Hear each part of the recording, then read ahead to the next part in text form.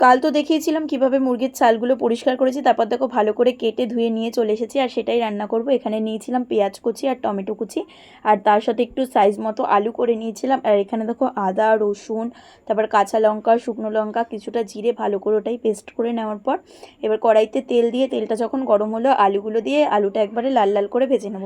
জানো তো মুরগির ছাল রান্নাটা খুব সুন্দর হয়েছে, যে যে খেয়েছে সেই নাম করেছে। এখন জানি না সত্যি না মিথ্যে। তারপর আলুটা লাল লাল করে ভাজা হওয়ার পর তার মধ্যে দিয়ে দিলাম পেঁয়াজটা যখন লাল লাল করে ভাজা হবে তারপর দিয়ে দেবো টমেটো কুচি।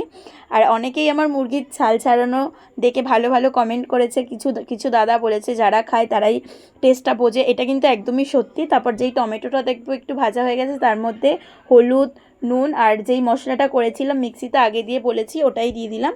এবার মুরগির ছালগুলো আমি ভালো করে কষাবো।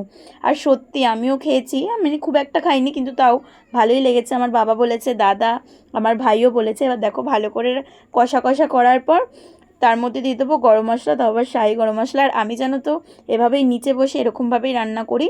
আমাদের এরকম মানে সুন্দর কোনো রান্নার একদম কোনো কিছু নেই, সিম্পল। আর আমার ভিডিও ভালো লাগলে বন্ধুরা ফলো করো। টাটা। আর সবাইকে ভালোবাসা রইলো। আর নামানোর আগে শাহি গরম মশলা দিয়ে নামাবো।